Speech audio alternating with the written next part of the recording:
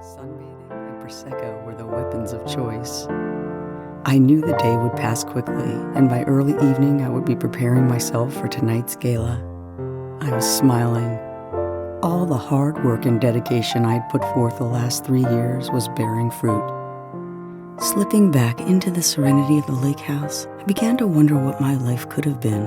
As if on cue, I had an unconscious trigger, a 6x6 cell, cold metal bars, the pungent, deathly smell of hopelessness, that dark, suffocating, "Get yourself together, Kennedy!"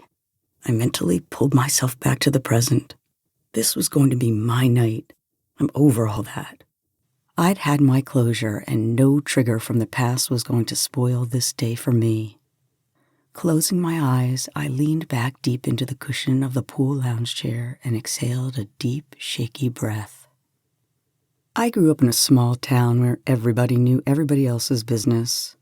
With who I am, who I was, my failing would have been the topic of conversation for years. But I didn't fail. Those fools would have loved to see me in prison just like Philip, I murmured aloud. Ironically, instead of having prison guards instructing my every move behind bars, I give security guards Christmas presents, and they guard the gates of my secured Isleworth home. In Jesus' name.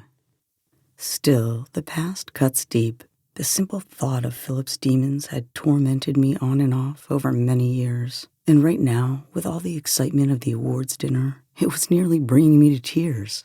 But the Prosecco was doing its job. My mind drifted to some of my innermost thoughts, all the advice that I had received to get me to this very moment. Advice about life and how to succeed at it.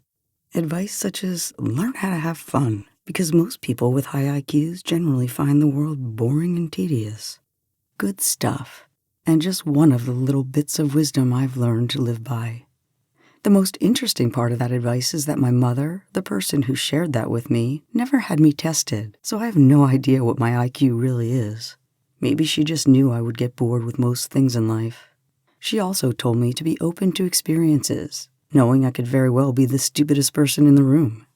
And my favorite, which I can still hear my mother's voice saying, is, life is like shooting porn. It's not how it starts or ends, but it's all the action in between that makes it worthwhile. Thinking about it, my mother's wisdom had prepared me for almost every obstacle I had faced. For a woman with no education, she sure was astute. She was clever and spot on with her advice, even if I didn't take notice of it immediately. That porn reference was not hers. She was a straightforward, good Christian through and through, who has never seen porn in her life, so the reference to her quote is ironically comical, but true. I waved my hand toward the lake. And we paid a lot of money to live here. I think I have the right to do as I please.